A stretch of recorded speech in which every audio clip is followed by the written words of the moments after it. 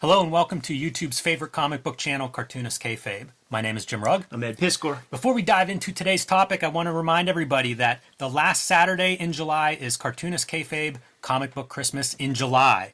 Take your extra comics, take your free comics, your comp copies, and put them in those local lending libraries that dot all these neighborhoods everywhere. Last year we did it for the first time. We saw 1,000 pictures of those little lending libraries with comic books facing out.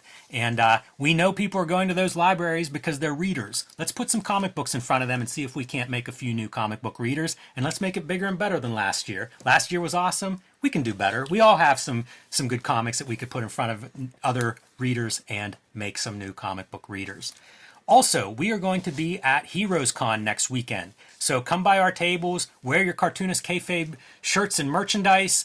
And if you're looking for any of those variant covers, any obscure comics from our past, artwork, prints, everything that you want from Cartoonist Kayfabe will be at Heroes Con. So we look forward to meeting a bunch of you in person. Today we're looking at Heavy Metal Presents Outland.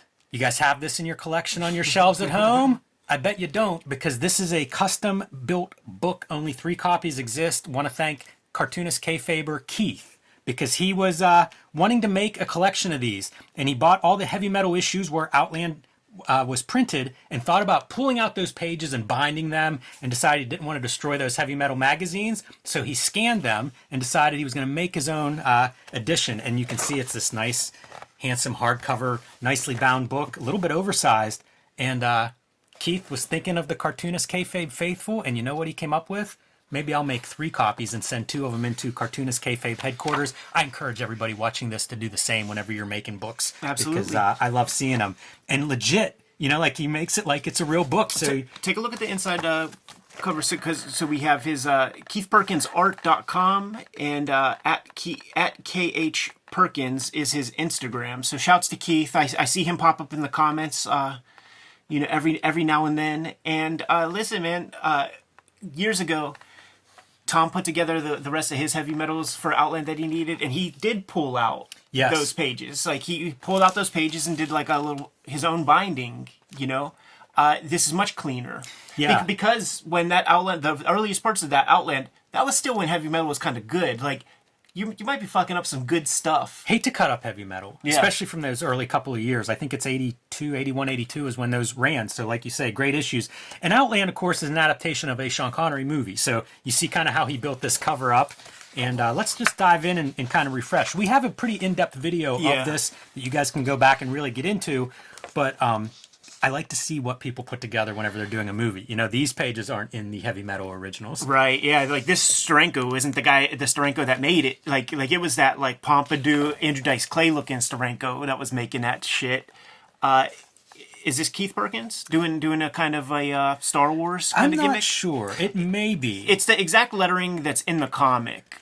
That's like on like the subsequent pages. Like, I don't know where this stuff comes from either. There was a preview issue before the actual, it's like a 4 issue is the main part in heavy metal, but there was a preview before that in heavy metal, and so like you're getting all of it. You know, like these are preview stuff you can see, and now we're getting into the July 1981 chapter of it. I was thinking about movie adaptations and shit, and it's like, of course, Star Wars like saves Marvel Comics in the 70s with their adaptation. It was super, super successful. And then, you know, these National Lampoon guys, they start making moves, and they start doing, you know, collected movie adaptations. There's Alien by Walt Simonson. The Flying Dutchman of the Kubert School did that Spielberg joint.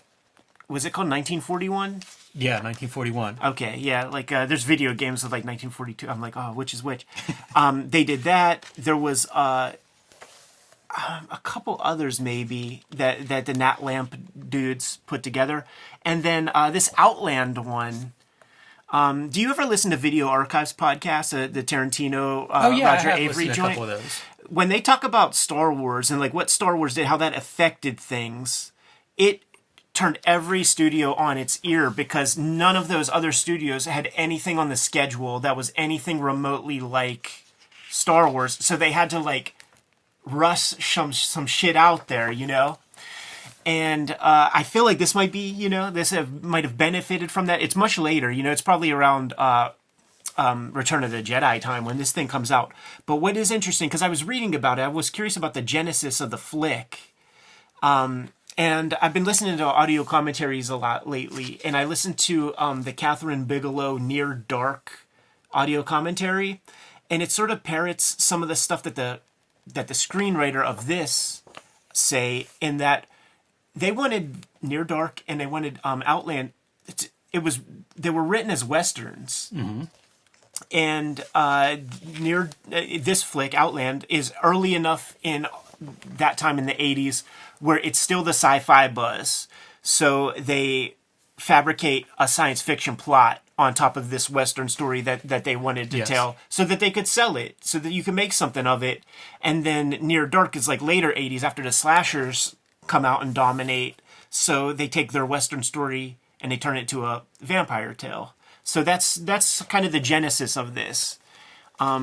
It feels so cold, but it's a cold story. I've never seen the movie, and it always makes me wonder, because I think the art for this is sublime. Yeah. It's almost all 2-page spreads. And we cover this again in greater depth in another video, but even going through this many times that I've been through it, I can't help pausing on some of this stuff. I think of perspective grids and what he's drawing on here.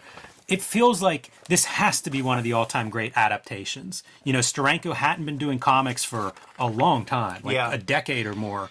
So, to come out and do something like this, and it feels so ambitious visually. Yeah. And, to be in heavy metal is like a cool placement.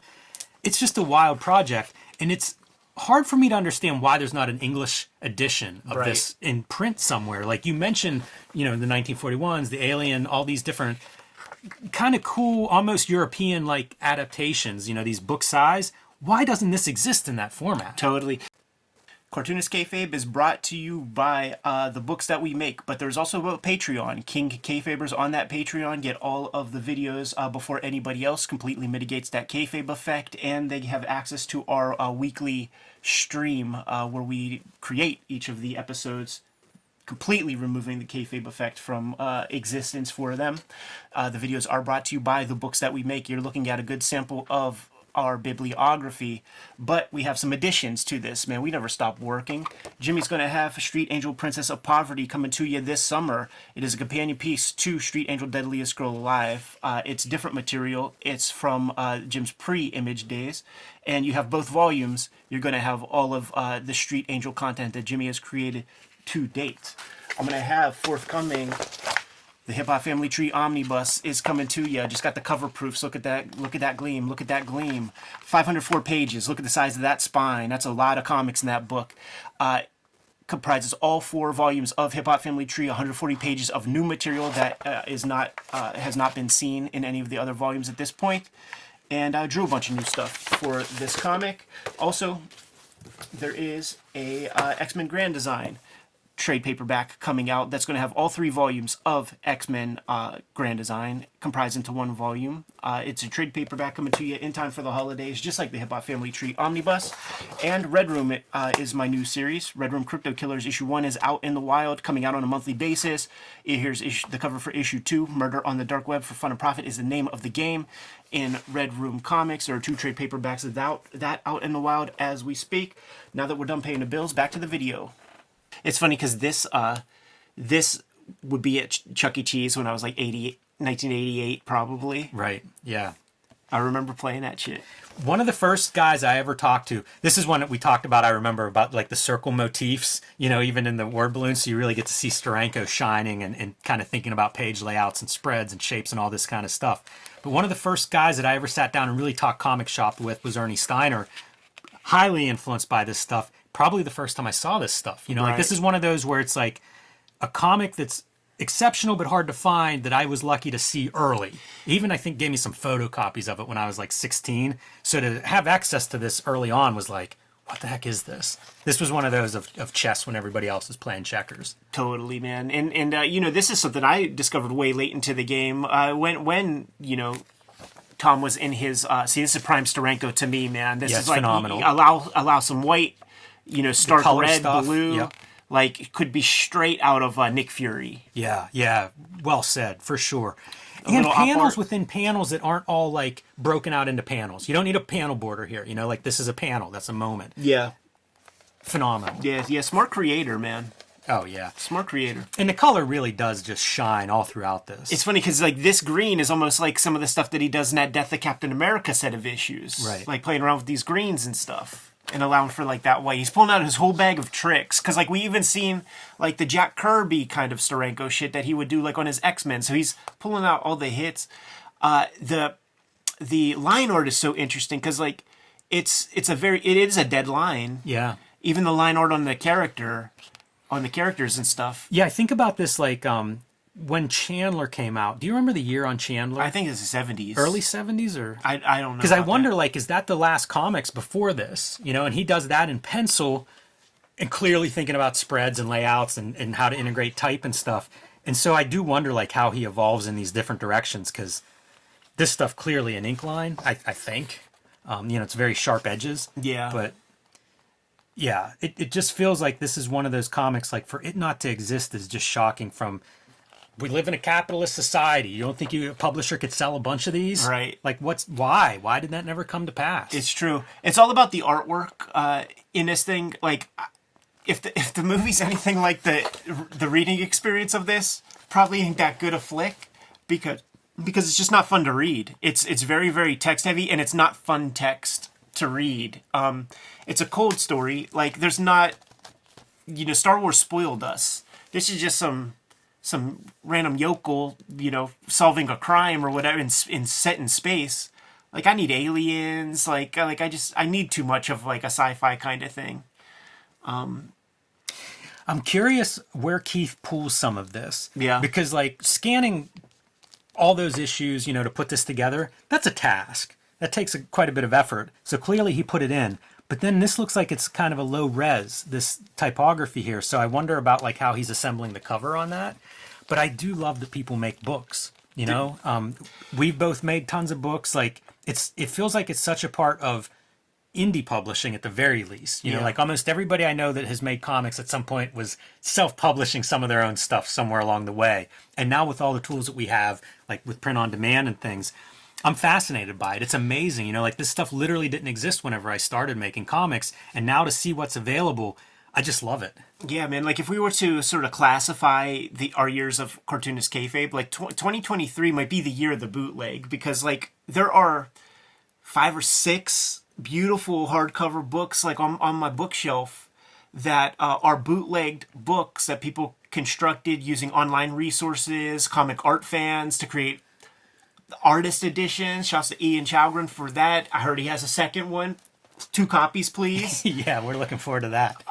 Got Manolo Hernandez. He just sent us the Jose Ortiz Warren reprints. If you got, show one of those things off, man.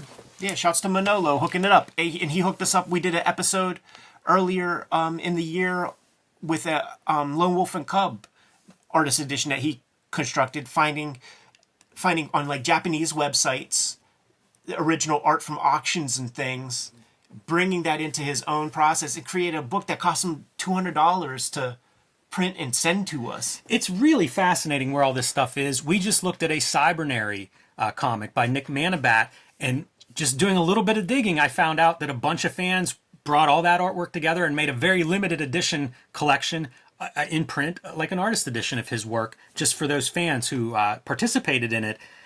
But you can do that now. Yeah. You know, like I've shown off my Jamie Hewlett Fireball book that, you know, I hand sewed that thing together. So yeah, you took it these to the guys next. are much smarter than I am about it. But it's neat that these things can be done. You know, if you want that special book, we see people just binding comics together. So the tools are robust. And I don't know, as a maker and as a fan, I find both of those things is very exciting. Yeah, absolutely, man. There's licensed work that's coming out that's amazing. Like there was just the announcement for the Batman Year One Artist Edition designed by Chip Kidd. So like we don't have to source that stuff off of Comic Art Fans and things because like it's being done on the highest professional level. We're making our own comics and new content is being created. And then there are these gaps, you know, like somebody sent us, I forget what they called it, but it's a 1,000+ page Richard Corbin collection.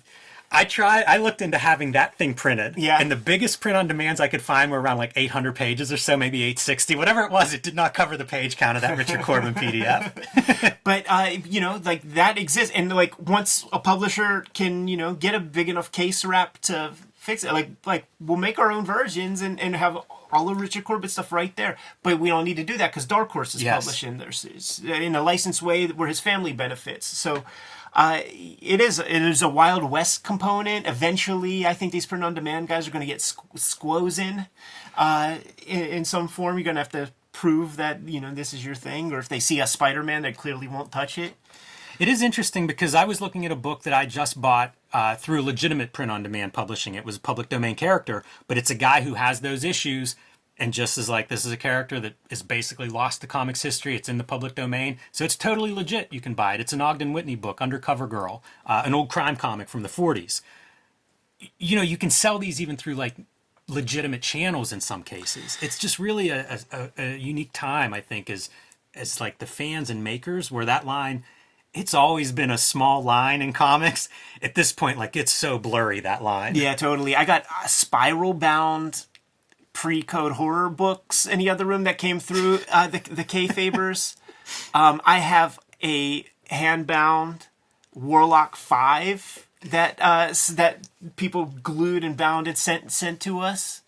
Yeah, that's one of those great series that I always think about binding because I find them in dollar bins, and it's like, yeah, just binding old comics is another way you can make these kinds of books. So kind of fun with comics is one of these episodes, but very cool, the Outland book. So good job, Keith. And keep the bootlegs flowing. Yes. P.O. Box 3071, man, you got the address in the description below. We just re-upped our P.O. Box subscription. Kayfabers, like, follow, subscribe to the YouTube channel. Hit the bell so that we can notify you when fresh videos are available.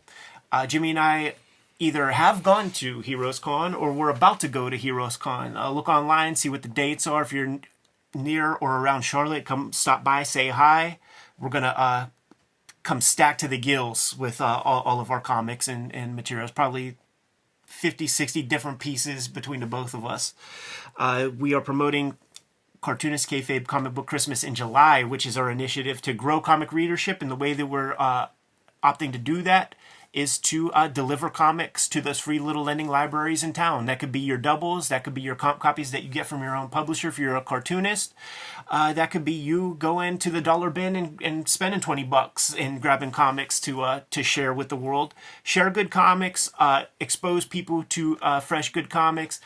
It'll be healthy for the culture of comics, and it'll create new readers over time. It's a cool thing. We started it last year. We're excited to continue it. The vids are brought to you by the books that we make. Jimmy, tell the people what you got. My next release, Street Angel, Princess of Poverty, will be coming out later this year from Image Comics. The Homeless Ninja on a Skateboard. This collects all of my Street Angel comics that are not in Street Angel Deadliest Girl Alive. Also available now from Image Comics. Get both those books. It'll make a perfect set on your shelf. Hulk Grand Design, the oversized Treasury Edition, is now available. Has a fluorescent green cover, one of the best books I've ever made. Pick that up while supplies last.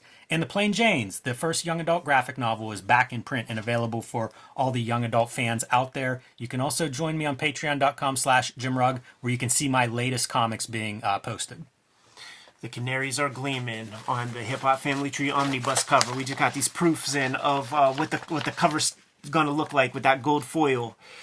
It is a collection that's going to be out in time for the holiday. It's collecting all the Hip Hop Family Tree volumes into one handy-dandy collection. There's going to be 140 pages of extras that are not in that original set of Hip Hop Family Tree comics. And it isn't coming out in time for the holidays. Thank you guys so much for pre-ordering this book already. I got such great feedback from the publisher. And I'd like to double those pre-order numbers if possible. But that's not the only holiday release that I'm going to have, Jimmy, because X-Men Grand Design is coming back to print. We're calling it the X-Men Grand Design Trilogy from Marvel Comics. Standard trade paperback, so it's not going to be this Treasury Edition format. All the X-Men Grand Design pages, about 260 pager, that is going to come out in time for the holidays. Please support that book as well. It's going to be... I'm Santa Claus this year for you guys, man. But the books that are currently coming out Red Room Crypto Killers. This is the new stuff, man. The cover to issue 1 is out there in the wild right now. Any day now, Crypto Killers number 2 is going to be released. Murder on the Dark Web for Fun and Profit is the name of the game. These are standalone comics. There are 2 trade paperbacks that exist. All stories completely standalone. So if you see an issue, grab an issue, give it a shot. If you dig it, try another one, and so on and so forth. But there are plenty of ways to support the channel. Jimmy, let the people know. You can subscribe to the Cartoonist Kayfabe e-newsletter at the links below this video. You can also find Cartoonist Kayfabe t-shirts, hats, mugs, all kinds of merchandise, fanny packs, stickers, and more at our spread shop. That link is also under this video. All good ways to support the Cartoonist Kayfabe channel. Give them those marching orders and we'll be on our way, Jimmy. Read more comics.